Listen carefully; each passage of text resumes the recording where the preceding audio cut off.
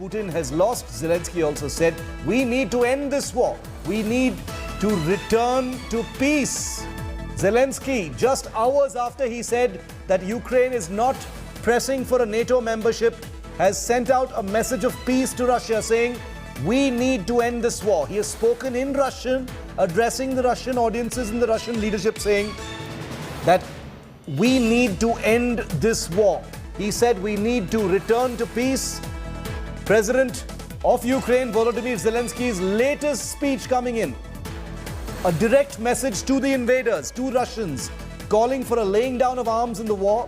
He says that this is a war that Russia has lost, still very defiant in his message, but saying we need to end this war, we need to return to peace. Big rolling developments today.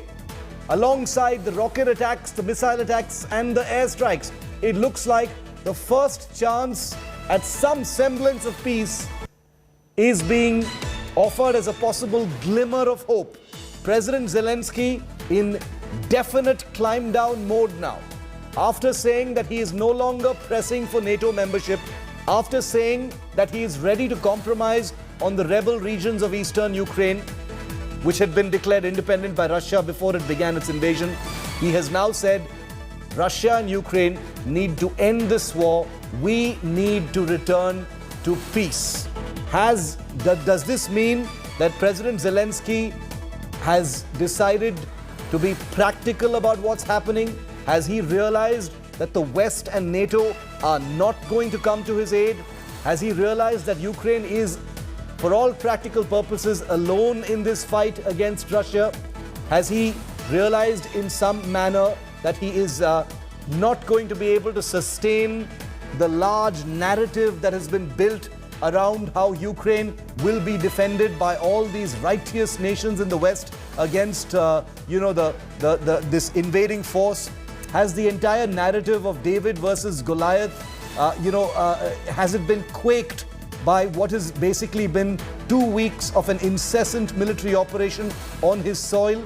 Has this also been triggered by Russia demonstrating a huge capacity to absorb military losses in light of a larger strategic objective? Because it is, after all, a numerically vastly superior military force. Has all of this basically sunk in? Has it finally provided a huge diplomatic, geopolitical reality check for Ukraine after 14 days of being hailed by the world after all the adulation, after all the admiration and praise that President Zelensky of Ukraine has come in for? Does this mean that reality has finally bitten? And is Ukraine now suing for peace? Is it suing for peace by saying we need to return to peace, we need to end this war, we are not pursuing a NATO membership? Is this Ukraine throwing the marauding invaders a bone, or is this something that could provide the first possible doorstep to a larger peace and an end to this operation? Gaurav, very big developments constantly breaking here. After saying that he doesn't want to pursue that NATO membership and that Ukraine is not pressing for a NATO membership, the latest speech by President Zelensky, where he's addressed in Russian and he says, we need to return to peace, we need to lay down our arms and we need to end this war. Gaurav, a message of peace from President Zelensky. Shiv, the message is very clear. The message is very clear that President Putin wants all weapons to be laid down, all arms to be laid down. He's very clear about that, is what we are being told. The regime change is something we are told that the Russians are very clear about. The situation is extremely grim at this point of time here, in the sense that while there is hope that there will be peace if there is no more violence, but there is also the apprehension that if the forces do not lay down arms, President President Putin is clear from what we've been given to believe from reports that are emerging from Russia, that NATO forces, or those who've trained with NATO forces, those who've held NATO weapons, they cannot be the ones that are in charge of security.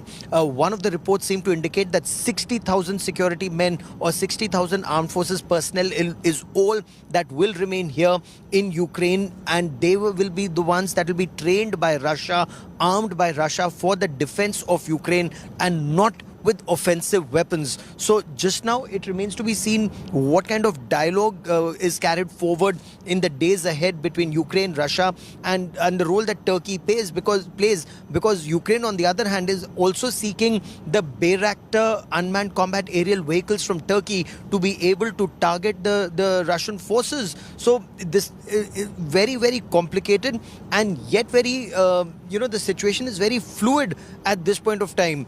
The weapons and systems that are out on the weapons on the streets, we are told that more than 20,000 assault rifles, additional assault rifles, have been given to the citizens of Ukraine to defend themselves against a Russian attack. And Shiv, you can imagine if citizens and militia have these kinds of weapons, what it would mean for a city that would not have a strong law and order situation in the days and weeks ahead. So the situation does appear very grim, and very fluid, Shiv. Okay, the situation does appear grim. It does appear very fluid because, Gaurav, right through the day today, we've seen the Ukrainian military, we've seen Ukrainian MPs and citizens, the territorial defense units, basically girding themselves for what is expected to be that, long anticipated final assault on Kyiv. Is there any chance whatsoever, Gaurav, that these sounds of peace that we're hearing from Kyiv right now could in some way either delay or offset or, hopefully even put off some kind of a final assault?